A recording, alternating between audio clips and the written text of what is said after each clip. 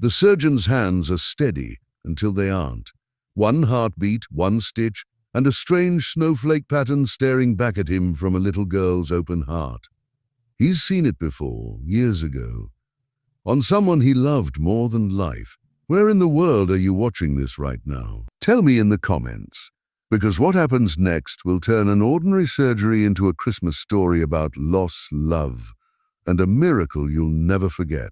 Suction, the doctor said, low and steady, even as the monitors sketched the child's heartbeat into the air like a trembling constellation. The surgical lights burned white-hot above them, haloing the girl's small body in sterile brilliance. Her chest lay open beneath the sterile drapes, the rib spreader glinting, the edges of her lungs twitching like startled moths every time the ventilator sighed. "Got it," said the circulating nurse, angling the Yankoa tip. The ore smelled of chlorhexidine and linen heat, the kind of crisp warmth that made him think of ironed shirts and winter sidewalk. Beyond the clear window, the corridor lights were muted to evening, and somewhere far away, an intercom chimed a melody that always made him think of December, even though the calendar said it was still days away. "Clamp," he said. A gloved hand pressed it into his palm without his eyes leaving the field. The clamp closed with the precise click of a door on a quiet car. Beneath his fingertips, the girl's atrium pulsed, delicate as a sleeping bird. She couldn't have been more than 7. He didn't let himself think of 7. 7. He thought of sewing, always sewing, suture as metronome. On the head of the table, the anesthesiologist leaned close to the monitors, the glow turning the mask's clear window to a silver square. "Rate holding," she murmured. "Pressure's good." He nodded once. He liked the team quiet like this. A choreography of breath and glove, of nods and eye flicks, of stainless steel language. He had built his life inside these white rooms, never missed a stitch, never allowed a tremor into the needle's arc. Out there the world held weather and holidays and errands and human mess. In here, time was a circle around a draped field. He kept himself in that circle. "Doctor," the scrub nurse said softly, "you're approaching the edge." "I know," he said, and he did. He was dissecting toward a calcified ridge, scar tissue from an earlier repair. He could feel the resistance like a tiny cord of gristle under the edge of his blade. This was not an ordinary case. "The girl, Emmy," her chart said, though he never looked at names during the cut, had come with a murmur that wasn't a murmur, a fatigue that wasn't explained by blood work. The echo had shown a narrow passage, a duct that had refused to close completely even after earlier interventions. He had planned the correction like a chess sequence. 2 stitches here to buttress, a biologic patch there to make the shape right. As long as he could stay ahead of the rhythm, as long as he could outrun whatever pressed at the edges of his own chest sometimes, uninvited, sharp as winter air. "Suction," he said again, just out of habit. He drew a breath that tasted of filtered air and fog. The room was all motionless focus, to the point that the small sounds, the tap of an instrument against the tray, the squeak of the wheeled pump shifting, were loud as percussion. A voice rose in his memory unhelpfully, a child's voice from half a lifetime ago. "Dad, tell me the one about the snowflakes." He set his jaw and moved on. He didn't do past tense in the ore. The monitor's green line blipped, cheerful, unafraid. He opened the atrium. It was beautiful and wrong. Beautiful, the marvel of it, the red welling then retreating under suction, the pearly sheen of the endocardium, the rhythm still strong. Wrong, the white seam of old scar that shouldn't have been where it was, and under it along the curve a piece of something that didn't match. A smooth line with a faint, almost decorative scalloping at the edge. He frowned before he could stop himself. "Wait." His gloved hand paused mid-air. "What is that?" The scrub nurse followed his gaze. Her eyes widened just enough for him to notice, even with only the above cheekbone visible. "Looks like..." He didn't hear the rest. He leaned closer, the headlamp's beam narrowing to a bright coin. The scalloping wasn't random, it was regular like petals. He could count them. 5 small half-moons stitched to the inner curve as if someone had shaped the repair like a little flower. Who would do that? It wasn't in any textbook. It wasn't in any operative note he'd ever seen. He'd done 1,000 hearts, enough to know every quirk of repair and every eccentric surgeon's flourish. And yet this, Doctor, the perfusionist's voice, subterranean. Flow is steady. Hold, hold. He lifted his left hand, palm hovering. The language of plain still his. His heart rate ticked upward in his ears. He knew because the world narrowed. He was a metronome, except now he wasn't. Something crawled up the back of his neck like static. He thought suddenly of a rain-damp scarf, red wool. He thought of car headlights blurred by frost.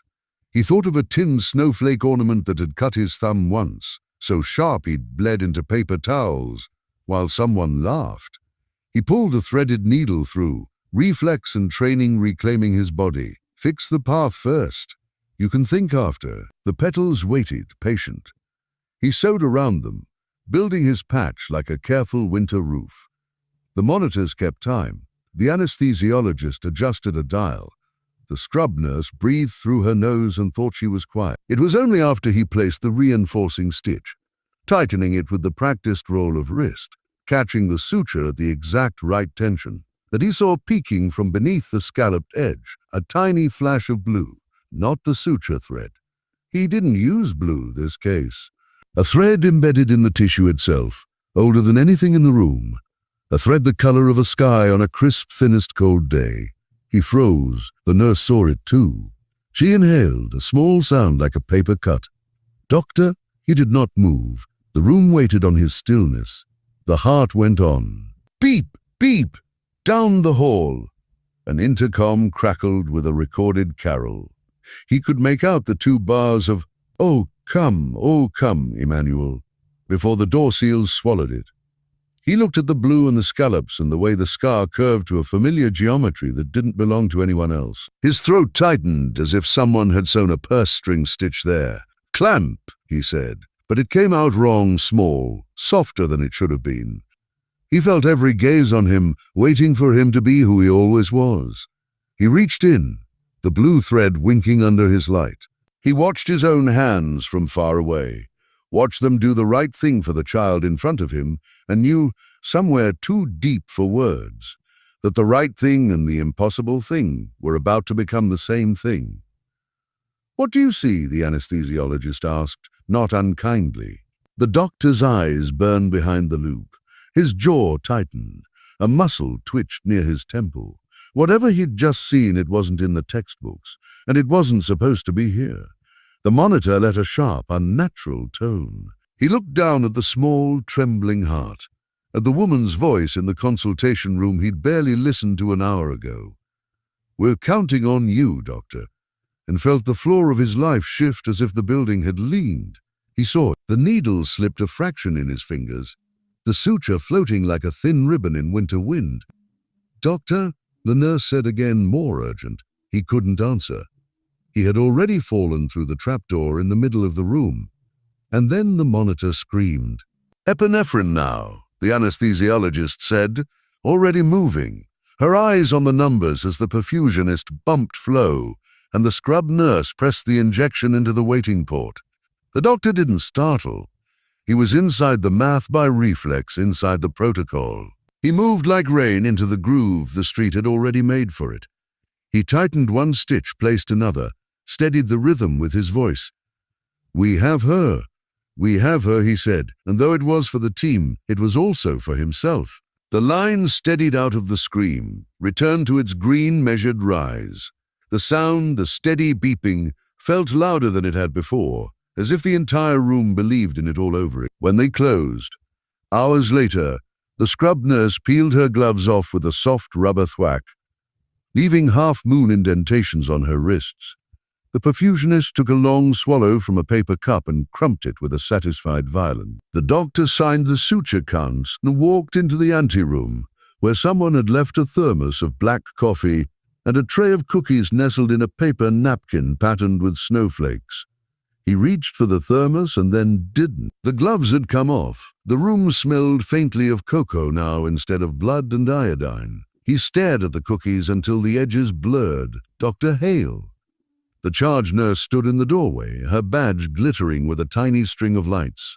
The mother is in family consult, waiting. The word mother feathered along his nerves. He nodded. He breathed. He felt the imprint of the loop still on the bridge of his nose, the faint ache between his eyes. He wasn't ready to go from sterile lights to a face. But surgeons are bridges by profession. You must cross what you are not ready to cross. He took one cookie. It crumbled in his mouth like an old vase. The hallways of the hospital were evening, dim and busy. A kind of dusk that made the polished floors reflect the world in softened doubles. A nurse pushing a pole of infusion bags. A janitor's cart with a pine-scented spray on its shelf. A volunteer carrying a plush reindeer with a ribbon on its neck. The intercom chimed a patient transport code, and then played the same 2 bars of the same carol. Someone in facilities had cued the playlist too short, or perhaps the building preferred this fragment. In the consult room, the mother sat with her hands flat on the table, fingers curled as if she was gripping something unseen. She wore a wool coat despite the hospital heat. The coat was fine-grained, nearly black, and it made the pale of her throat and the emphasis of her eyes more pronounced. There was a child's backpack on the chair beside her, unicorn pins, a stitched patch that said Emmy in bubble letters. The doctor looked at the patch, and then at the woman, and then he had to open and close his hand once behind his back, as if he could shake off the residue of the blue thread from his skin. She stood too fast when he entered, as if she'd been spring-loaded. Is she? Is Emmy? He sat. He always sat. He always sat. He folded himself into the chair, placed both hands on the table, as if to show they were not holding anything, as if to say, look, I bring only words. She's stable, he said. He watched the mother's mouth open and close on a breath that wanted to be a sob and wasn't. The repair went as planned. He could hear how even he sounded, how practiced, how the humidity of relief did or did not reach the script. She'll be in the ICU for monitoring. He stopped, his tongue touching the place a word should have been. We saw something. He pushed the thought down like a paper into a full drawer. We accomplished what we needed to do. She's strong. The mother sat back in little increments, as if testing each inch of chair for reliability. Thank God, she whispered, forehead folding like paper between her brows. Thank God, thank you. Her eyes were damp. She blinked too fast. 2 quick swipes with her sleeve at what a Can I see her? In 20 minutes, he said. They'll call you to scrub and mask. Okay, she seemed momentarily unmoored, as if the script she'd memorized ended there and no one had given her the next page. She looked at him again. I know you're busy. I don't want to draw it out. But thank you. She hesitated. They told me you'd be the one. The best. I asked for you. Too many things shifted at once. His nickname buried in an envelope. A letter he'd never answered. A small face he'd sworn never to project onto another small face again. He pressed his tongue against his molars until he tasted metal. The team is good, he said. We do this work together. Her mouth softened, something rueful passing over. You mean it's not just the legend surgeon and his magical hands? He almost smiled, the muscle twitch at the corner of his mouth a betrayal in the glass of the window. Hands get tired, he said quietly. Teams hold. She studied him as if she could force the glass to avoid reflecting.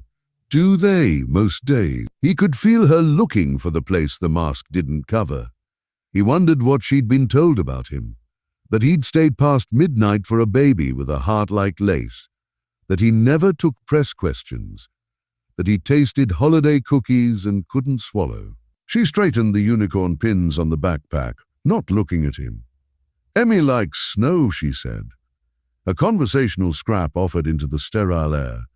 She's never seen the kind that stays. We move a lot. She makes paper ones and tapes them to the window. I told her maybe this year we'll go north, find real snow for Christmas.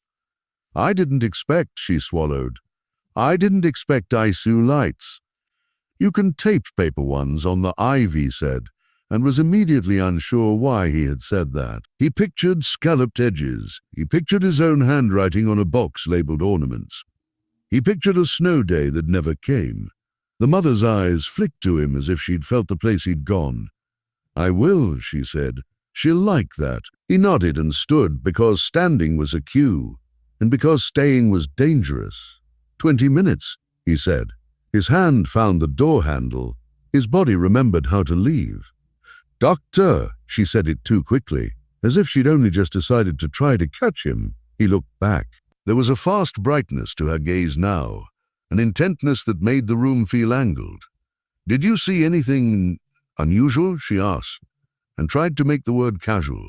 She failed. The question arrived with its shoulders still high. He couldn't breathe for a breath. The blue thread flickered across his vision. His throat made an old shape, and he set it aside like a cracked plate that shouldn't be used. We saw scar tissue, he said. From her earlier interventions, not a lie, not the whole. Yes, the mother's chin dipped. Her jaw knotted once.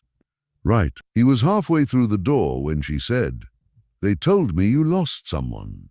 The words came out as if she didn't intend them to. She flinched at the edges of them. "I'm sorry, it's none of my business. One of the nurses told me. I say stupid things when I'm—" She looked down at her hands and then, unexpectedly, gave an honest, helpless little laugh. "When I'm afraid," he stared at her knuckles, at the ring finger without a ring, at the indent where a ring might have been once. He looked at the way her hands trembled and tried to be still, like birds refusing wind. For a second, something in him shifted closer to the table, reached out and hovered above those fingers in his mind. He could see it, the gesture of comfort that would be disastrous for its recognition. He placed it carefully back where it belonged, away. "I'm sorry," he said, and the words were true and general and old. "We'll take good care of her." She nodded as if something in that sentence was exactly what she needed. "I know." He walked past the tree in the main lobby, the one volunteers had decorated too early, a 12-foot evergreen, made gentler by white lights and 100 paper stars signed by patients and staff. He walked past the gift shop with its window of tin sleighs and candy cane mugs. He walked until the corridor turned and the holiday music dampened into a hum. He stood in a quiet alcove beside the supply closet and pressed his temple against the cool plaster. He thought, "It is impossible," he thought. "It is here." He thought of his daughter's heartbeat as he'd listened to it under a cheap set of kid headphones pressed to his chest, because she thought that's how you could hear a heart. He thought of the stitches he'd put into a soft wall once, when she was 1 and small, and the world was a sequence of midnight car rides and humidifiers, of the patch he'd cut like a snowflake, because winter had come crashing through the window that week, and she'd laughed at the countdown on the radio. 5 gold rings, Dad, don't forget them. It had been a private little flourish, a secret promise in that operating room, the safest thing he could think to put inside a life.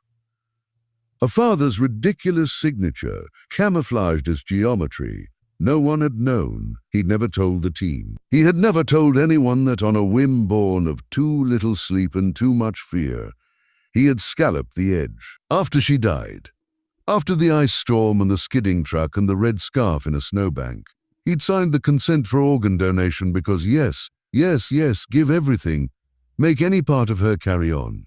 He had never asked where. That was the rule. That was the safety. You never knew where the parts went. You never knew who would be stitched with them. You never expected to open a small chest years later and find your own snowflake looking back. He thought he might break along a weld he'd thought required no maintenance. He did not move until the pager at his hip buzzed, practical and insistent, issue. He straightened, smoothed his coat, and went to find the mother again, because it was time to let her stand beside her child, and because he had to find out whether what he thought he saw had really been what he saw. He found her at the sink, scrubbing into paper gown, with the ferocious care of the newly initiated. She looked up and he almost said her first name, which he did not know. He almost said, "Did you write a letter years ago that began with 'Dear Donor Family' and ended with 'Please no'? We are grateful," and resulted in an envelope he never opened because it felt like standing at the edge of a frozen lake and hearing a crack. Instead, she said, "Is her face puffy? Will she look? She'll look like a child after surgery," he said. And they went together through the double doors into the bright bowl of ICU light, where Emmy lay like a saint in a painting, small, luminous, threaded with lines. The monitors sang their carol. Snowflakes cut out from printer paper. "I'm here," she whispered. "I'm here, baby." The muscles in her jaw jumped. The doctor stood at the foot of the bed reading numbers as if they were poems with secret meaning. He looked at the lines of the patch he had made around somebody else's scallops and tried to understand how to live in a world where this was true. The nurse adjusted a drip. The ventilator exhaled. The snowflakes rustled with the forced air heat like leaves. "Doctor," the mother said suddenly, her voice turned to a wire.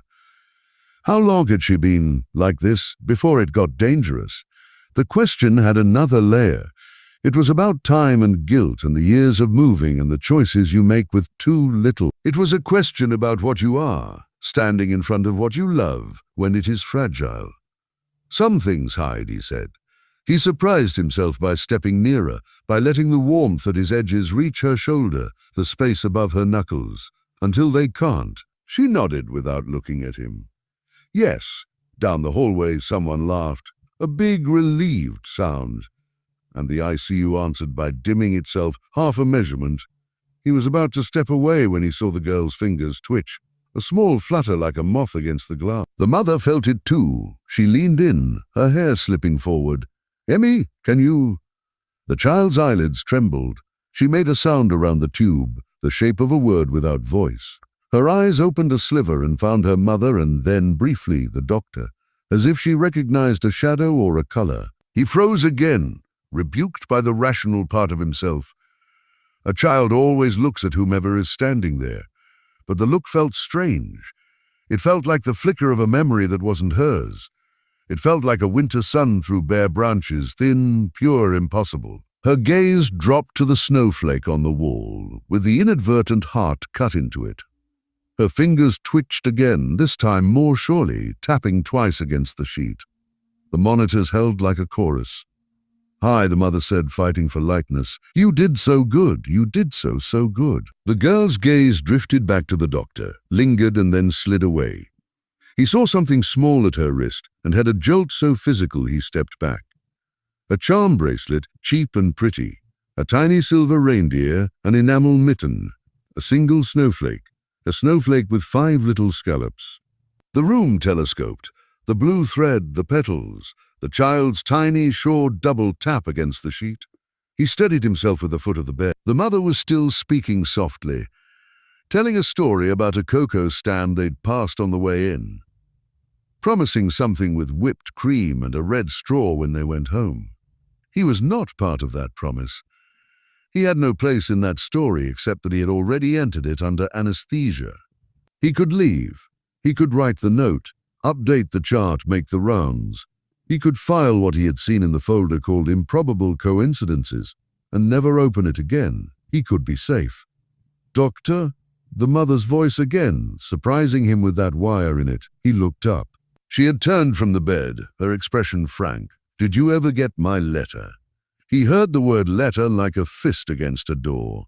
He could have lied instinctively, professionally. He could have said there are procedures and kept walking.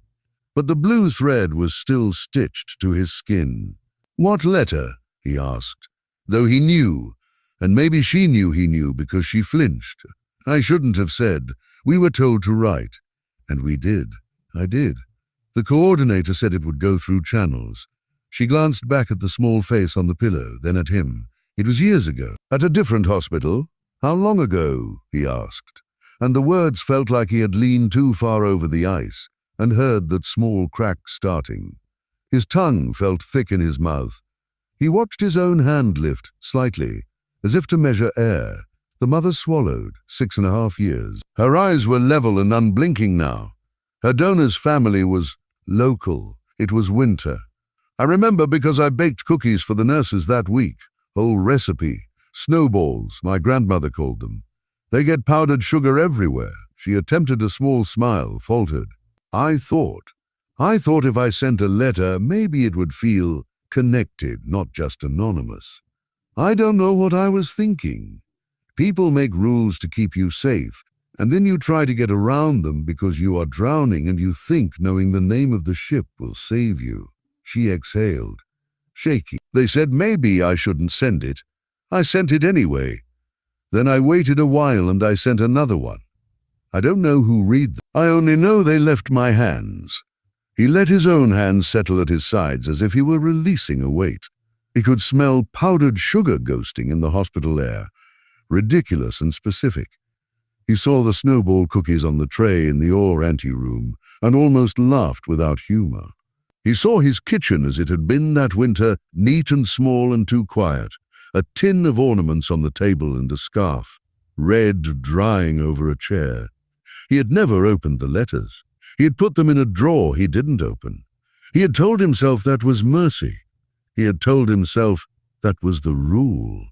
He could feel those sealed envelopes in his pocket now, phantom weight, paper snows. "I'm sorry," he said, not sure what part of the map he meant. Maybe all of it. No. She regarded him as if he had placed a glass object between them, and she needed to decide whether to pick it up. "Okay," she said. The word was dry and brave. Then I didn't ask. A monitor 2 rooms down began to insist on attention. A nurse trotted past. The mother turned back to her child and laid her palm flat on the blanket in that way. Parents have that touches all of themselves, even through a sheet. The doctor watched, and he knew what he had to do, which was to pretend he did not know. He had to climb back into the day as it had been before the clamp, or at least the version of the day in which snow did not collect at the edges of every sentence. He had to finish rounds and drink bad coffee, and let this be a story the hospital would never tell at its holiday fundraiser. He walked out of the ICU and kept walking until he reached the stairwell. He stood on the landing between floors and looked at nothing until the metal handrail went cold under his grip. Then he turned back and went to the ore reading room, opened his office drawer, and pulled out the 2 letters he'd placed inside 6 years before. He didn't open them. He just held them, one in each hand, until his fingers ached. He waited there until someone knocked and said, "Doctor, the ICU is paging you. She's fluttering on her rhythm. They want you back." He slid the letters into his coat pocket because he couldn't not anymore, and went. At the doorway to the ICU, a nurse said, "She's in and out of junctional. Not profound, but it's a wobble." He nodded and stepped to the bed. The mother took her hand off the blanket and stepped back half a pace, careful, as if she were moving away from the edge of a picture so her shadow wouldn't obscure it. He watched the tracing, listened to the shape of the beat, and felt the wobble. Not dangerous yet, but insistent, inside his own chest. He followed the line down to the place where his hand had sewn around the scallops. He thought, "I gave you this once without knowing where it would go." He thought, "Now you've brought it back." "Doctor," the mother said quietly, voice low, as if the monitors were a sleeping animal. "If there's something you aren't saying, please don't protect me. I don't do well with surprises." He looked at her. He felt the letters burned into the fabric over his heart. Warm in a way paper could not be. He opened his mouth. He closed it. He reached forward, adjusted a lead. "Let's watch her a little longer," he said. The ICU clock ticked. In the hall, a volunteer in a reindeer headband pushed a cart with cocoa and tiny marshmallows. The snowflakes on the wall moved the way they do on a day you wish would snow and won't commit. The girl's eyelids trembled. The blue thread in his mind did not fade, and the rhythm dipped, paused, dipped again. Enough of a pattern to call it not just a wobble, not just nerves and dust. "Sir," the nurse said. He nodded, already moving toward the phone. "Bring the pacer." The mother's breath hitched. Is this? We'll pace her if she needs it. It's temporary. It buys us time." He felt the strange calm of crisis settle on him like a well-loved coat. Sometimes time is all we need.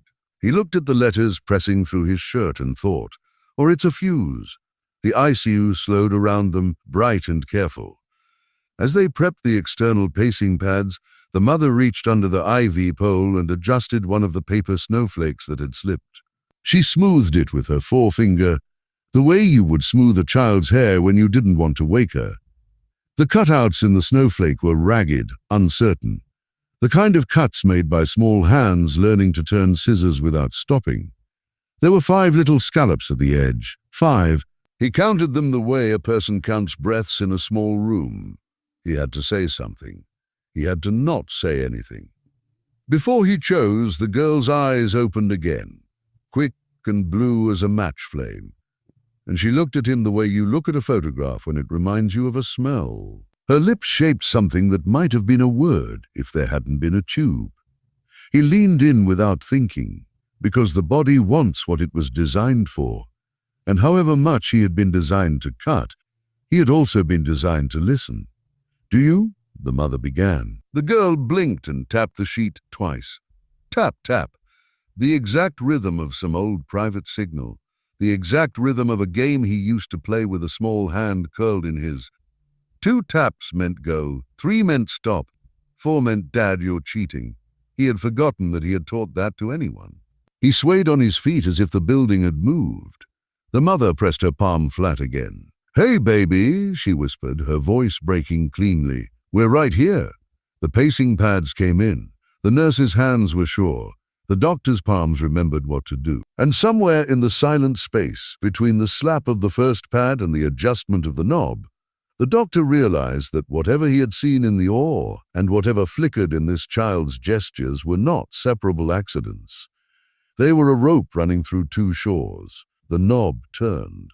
The pacing grabbed hold. The rhythm steadied. The mother's shoulders lowered by an inch. The doctor breathed the way you only breathe when a ledge catches your foot. Winter light ran along the chrome edge of the robe like water. And then the nurse said, without inflection but with that nurse urgency that slid under your skin, "Her temp is dropping." He looked at the number and at the clock and at the paper snowflakes, and something in him clicked into place like a lock rotating. He would have to go back in. He knew that now. He would have to look under the scallops and the blue thread and see exactly what it was he had sewn around. He would have to acknowledge in front of a team and in front of this woman that sometimes the past was not a lake you skated away from. Sometimes it was a river that fed the one you were standing in. He looked up at the mother who had lifted her chin like a boxer. "We may need to take her back to the oar," he said gently. "How soon?" she asked, not flinching. Tonight he watched the words land. "We're stabilizing her." "But I don't want to wait." "Okay," she said, as if he had asked something small, as if Christmas were being moved a day. She lifted her hand to her throat, found an empty place where a necklace might have been, and then let it drop. "Will you?" "I'll do it," he said, because he had to. Because every other sentence he could find was less true. "I'll be with her." She nodded once. "Thank you." She stayed looking at him a second longer than made sense, and in that space, a recognition rose like steam and then dissipated before anyone could say its name. He turned away to order the labs, to argue for a room, to put the machine of the hospital in motion. His palm pressed against the letters in his pocket as he dialed and said the words that would send a team assembling again under the hot white halo. He did not know how to tell anyone that he was walking back into a room where a heart he knew by touch was waiting for him. Sewn around like a snowflake, the oldest piece of himself he had both kept and given away. They wheeled her under the lights again at 9:47 p.m. The hallway hushed in the way. Hospitals hush at night. A hush made of laundry carts and whispered jokes and footsteps that try to be clouds. The intercom had switched playlists. Now it was 3 bars of Silent Night that seemed to break just before the word sleep. Volunteers had put battery candles in the windows that faced the street. People passing outside looked in and saw a dozen small flames pretending to be warmth. The mother walked beside the gurney until the double doors, her hand on the sheet as if an anchor could be made of skin.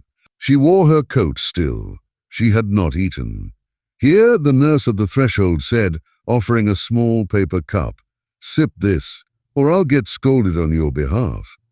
The mother took it like a student who didn't want to be called to the board. She drank, the cocoa lukewarm, the sweetness, like a kindness she couldn't quite accept. She tucked the cup into the coat's pocket and felt with surprise, her own fingers shaking against the paper. The doctor stood at the far side of the doors, already scrubbed in, already gowned. his face that neutral mask that had once looked like arrogance to her, but now looked like a kind of sacred container. He didn't look at her directly, but when she lifted her eyes to him, he glanced up as if answering a sound she hadn't made. Their gazes crossed a corridor.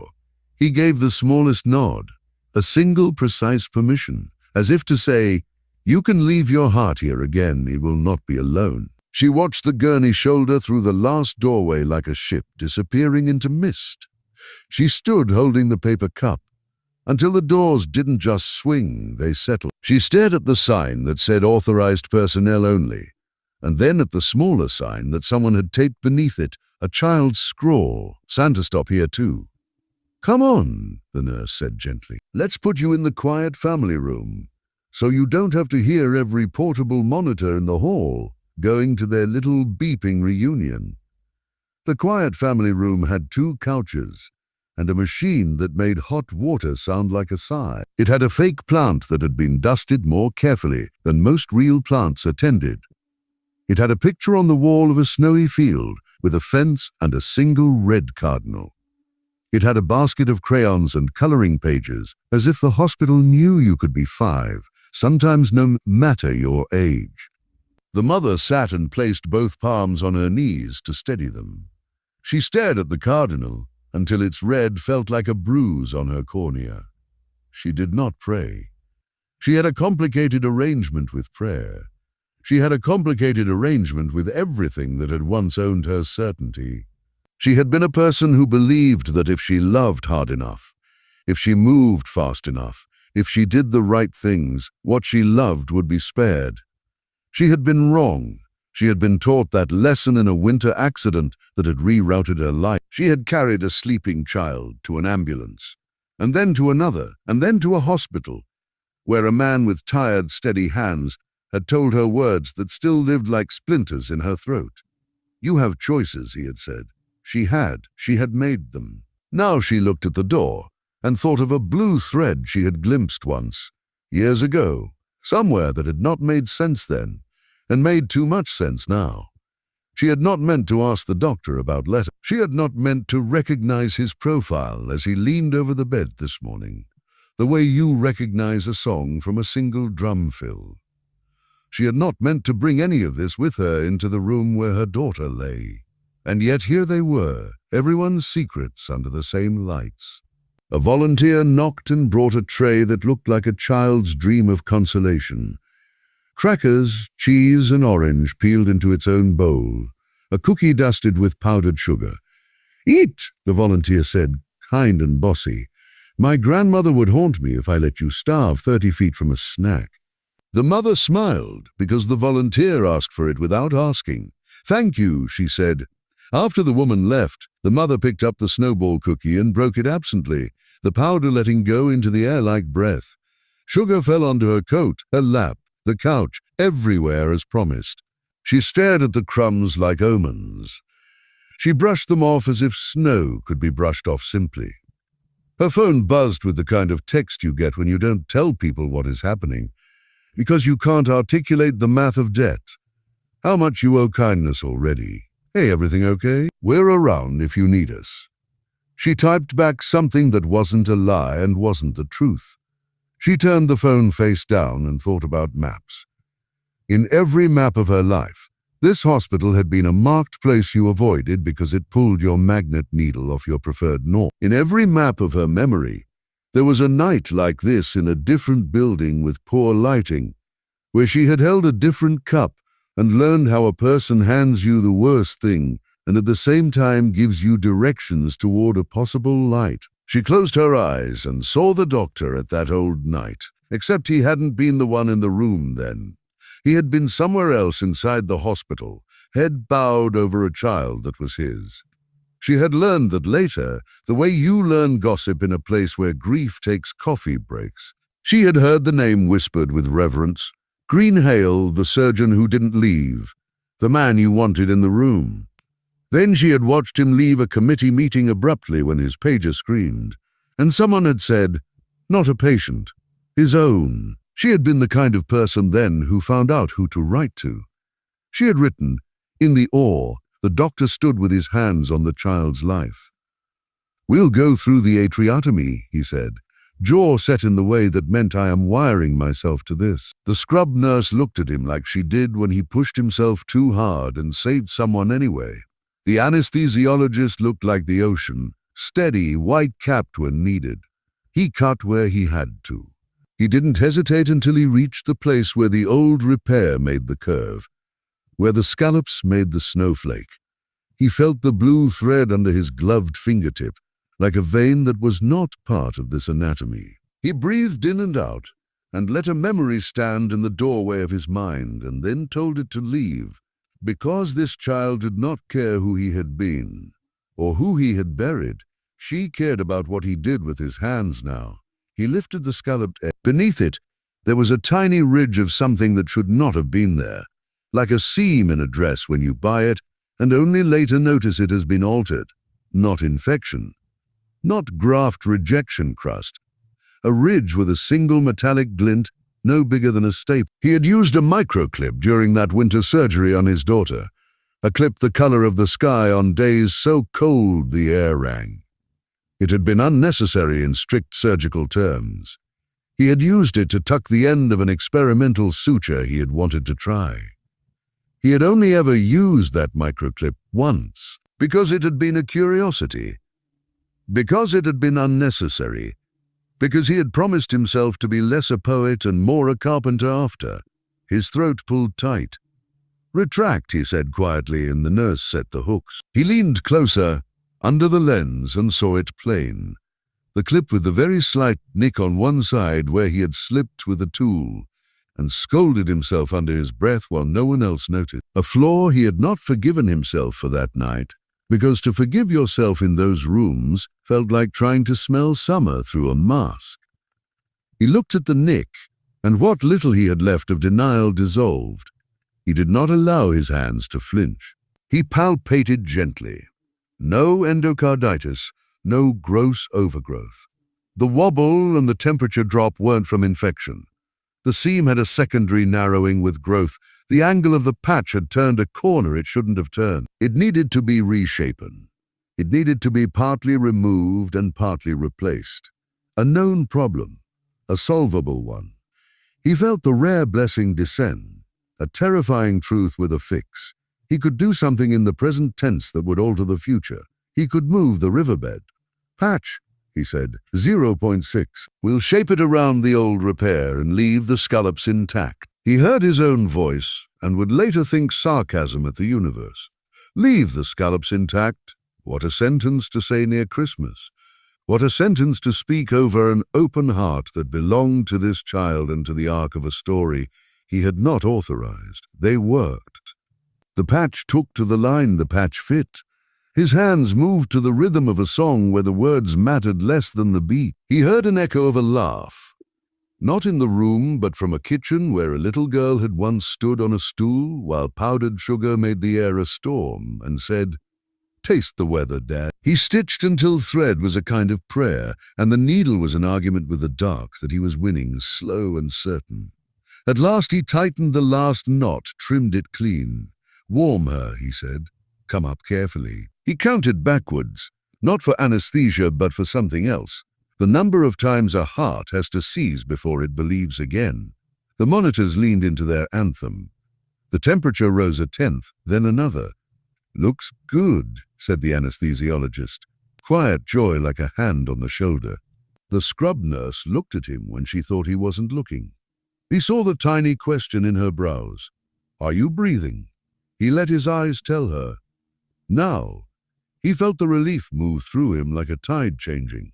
They closed. He stripped his gloves with more force than grace. In the anteroom, he scrubbed his hands too long, as if there was something on them water could remove that wasn't blood or iodine. He looked at himself in the mirror and thought, "You saw it. You held it. You are not dead. You are also not done." He walked to the family room. The mother stood when he entered, as if jerked upward by her ribs. "She's okay," he said before the furniture of his face could arrange itself into anything that might frighten her. It went well. There was a narrowing under the previous repair. We reshaped the patch and relieved the obstruction. Her rhythm stabilized, coming off bypass. Her temperature is improving.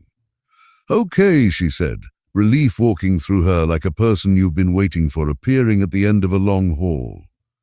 Okay, she bit her lip.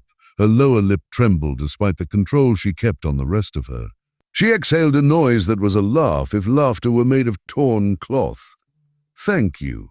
He nodded and looked at the coffee machine, because if he looked at her too long, he would say something that would change the map. He couldn't change the map unless he was sure he wouldn't flood the town. You can see her in about an hour, he said. They're getting her settled. She nodded quickly. She reached for the tray. Perhaps to busy her hands, she picked up the snowball cookie she hadn't finished and looked at it as if it might speak. Powdered sugar drifted onto the carpet, into the cuff of her coat. She brushed it away, embarrassed, and then stopped, because there was nowhere for it to go, not really. It clung. I baked those once, she said, the sentence surprising both of them. Her eyes stayed on the cookie, as if it could disguise the rest of what the sentence wanted to say for the nurses. The first time we were, when we were in a different hospital.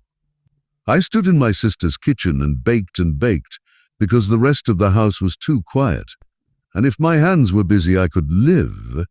She realized she was saying too much and reached for a laugh. I don't know why I'm telling you this. He swallowed. He could have said, because grief and sugar share a kitchen. He could have said, I know the recipe.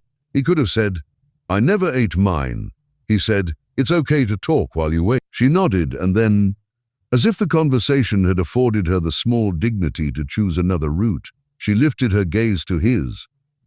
And the letters? She asked softly, without accusation, weary of the shape of her own persistence but unwilling to stop being who she was. Did you? He reached into his coat.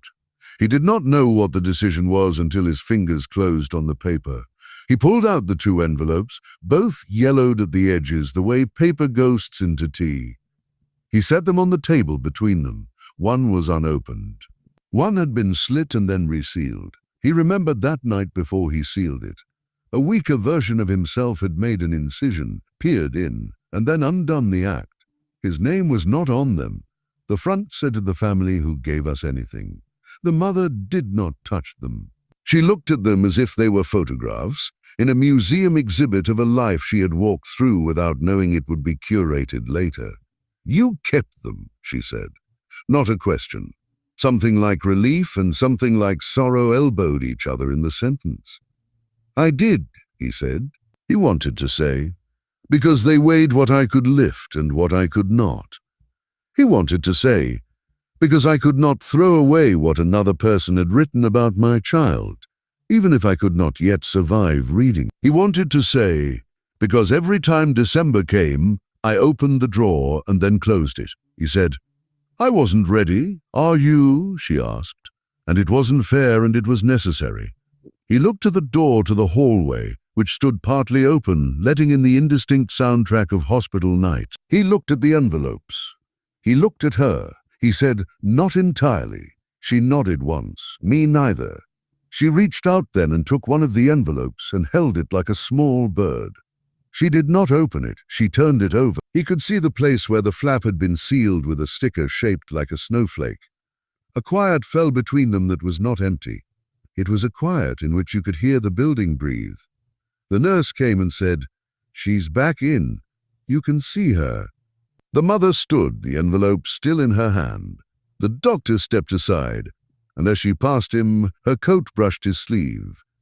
It felt like a spark made of wool.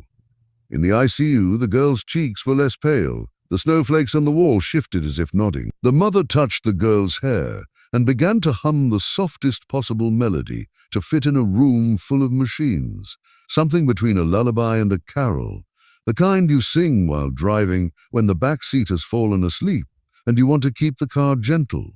The doctor stood again at the foot. He felt like every room he entered was a circle with a small center growing brighter.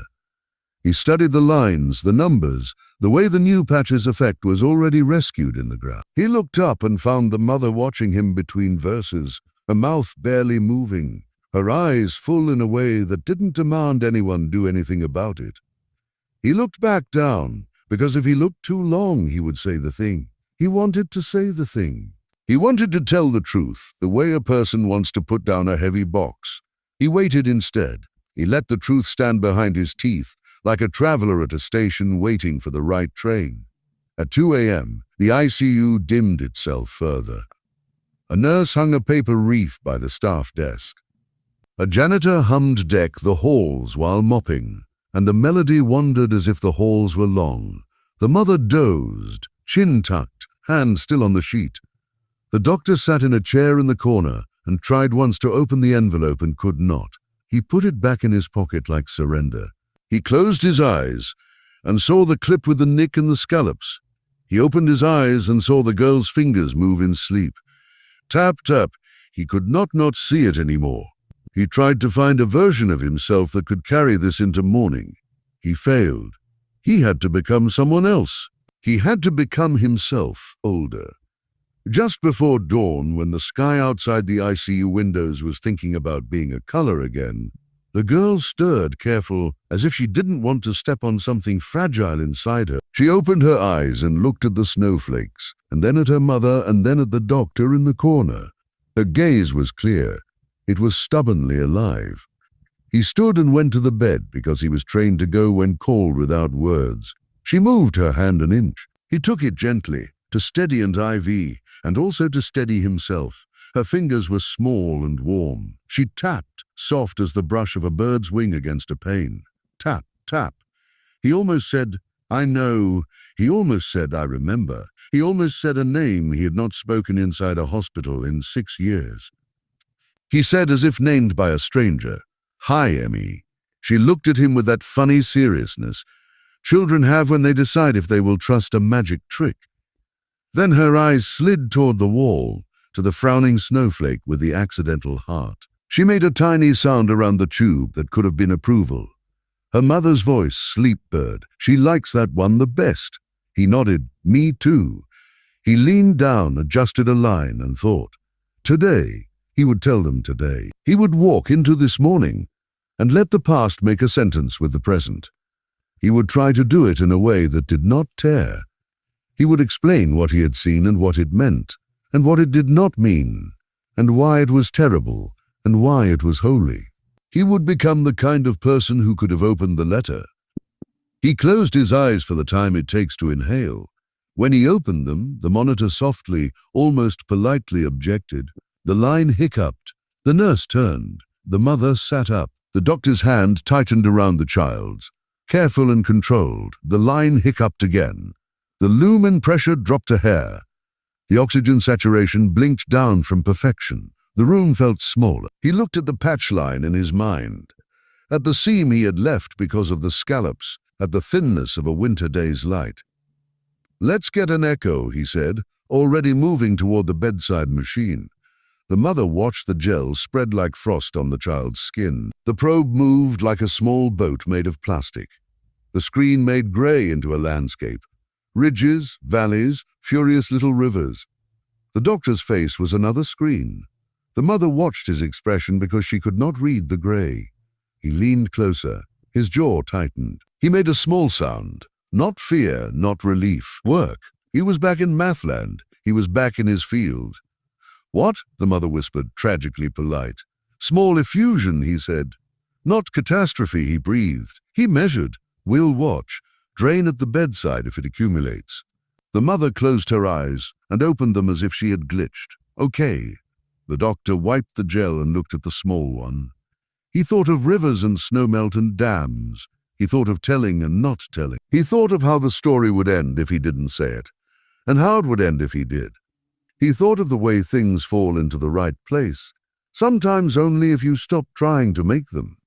He cleared his throat. "I need to tell you something," he said. And then a code blue alarm began to wail 2 rooms down. The nurse at their side said, "Go," without mercy or apology. He went. He ran down the hall, and by the time he came back, adrenaline curdled in his veins like cream. The girl was stable. The effusion was steady. The mother hadn't moved except to stand a little more like a person who knew her muscles would be needed. He swallowed the sharpness in his mouth and stood at the bed again, empty-handed of words. The day shift came in with its crisp shoes and its cheery lies. Someone turned the holiday music louder. Someone else raised a blind an inch. The hospital entered its daytime face as if it hadn't had another. He could not pull the past into the light in this noise. He needed an hour. He needed a quiet room with a door he could close, and the right words lined up like sutures.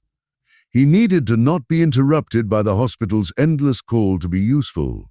He told himself after noon rounds. He told himself after the effusion is measured again, and there is no more math to do. He told himself, when it is safe.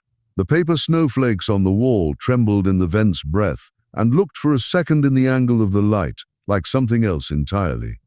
Like letters, he put his palm flat against the bottom of the bed and felt the hum of the machines move into his bones. He had never wanted to run and to stay like this at the same time. At 11:13 a.m., the effusion deepened by a hair. The nurse handed him a tray, filled for a bedside drain. He scrubbed. He entered the space between skin and truth with the gentlest possible hand. He made a pocket and released a pressure and watched the numbers answer. It was not heroic, it was necessary. Sometimes he thought, those words are the same. While he taped the small dressing, the mother said quietly, earnestly like the student you want to pass. When you say small, do you mean small like, I shouldn't worry yet, or small like the word small is an insult? Because this is my child, and how dare we use small near the word fluid? He looked up, and the corner of his mouth tipped. The second, he said, but also the first. She exhaled something that might have become a laugh if there were other people in another room. He almost reached into his pocket and pulled out the letter and opened it in front of her. He didn't. The hospital's pager system announced a staffing change in radiology. He finished the tape. The line on the monitor thought about being art and settled for a draft. He said, because he couldn't not anymore. After lunch, will you come to the consult room?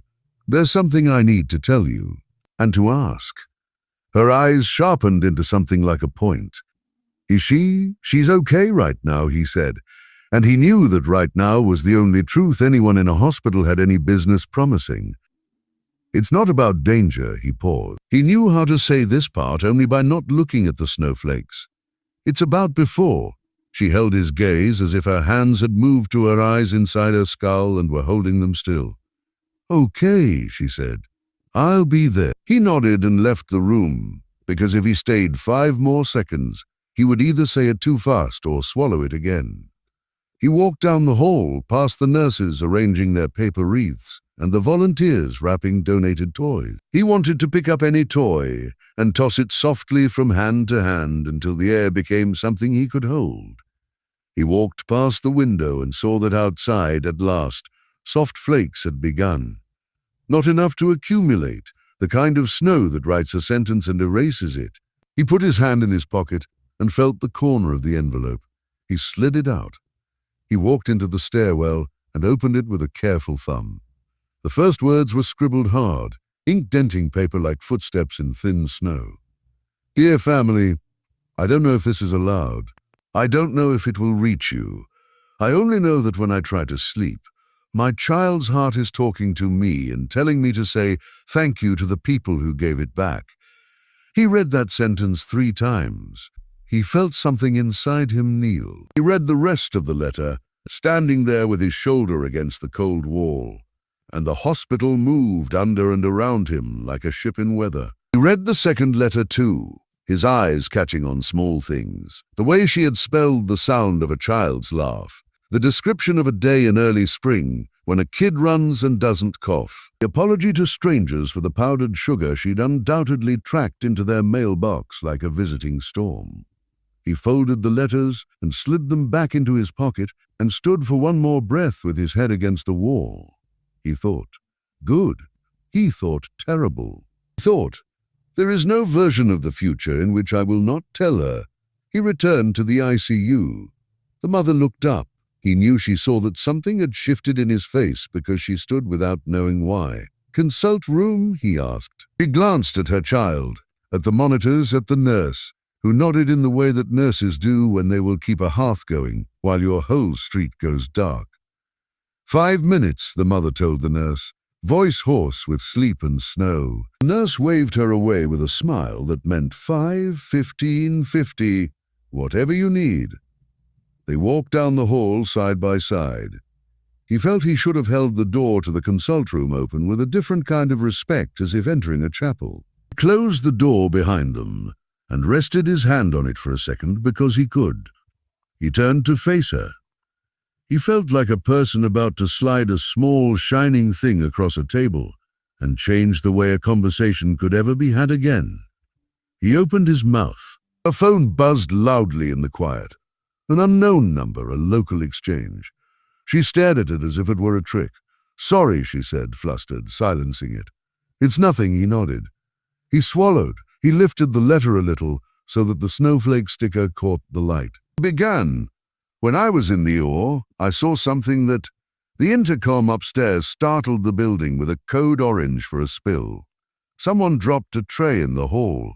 The mother flinched. He felt the words wobble. He picked them up again. "I saw something that belongs to me," he said, and the room leaned toward him.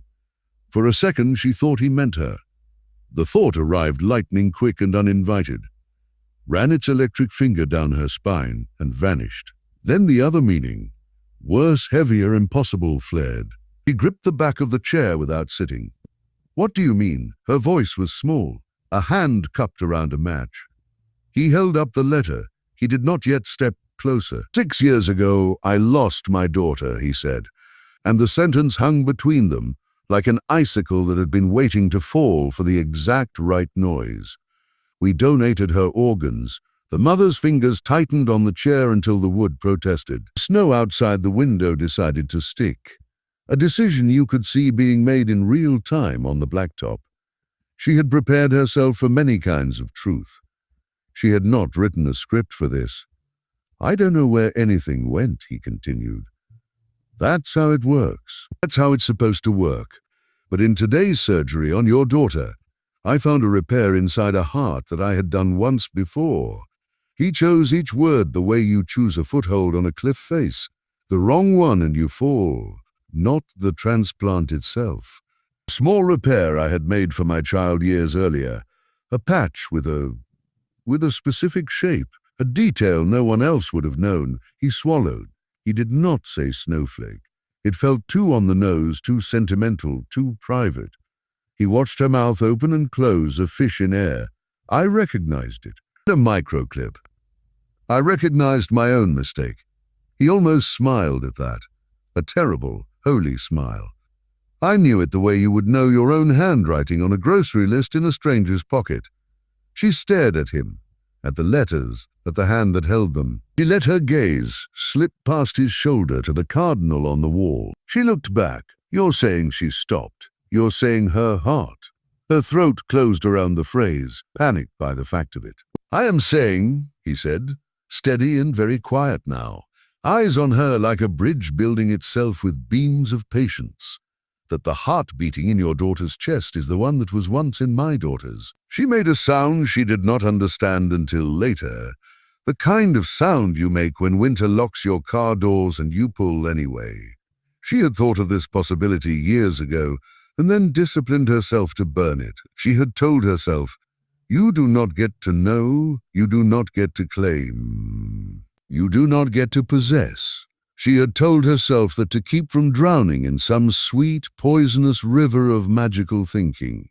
She had told herself, "You do not get to imagine the features of a donor child's face when you bake cookies at Christmas."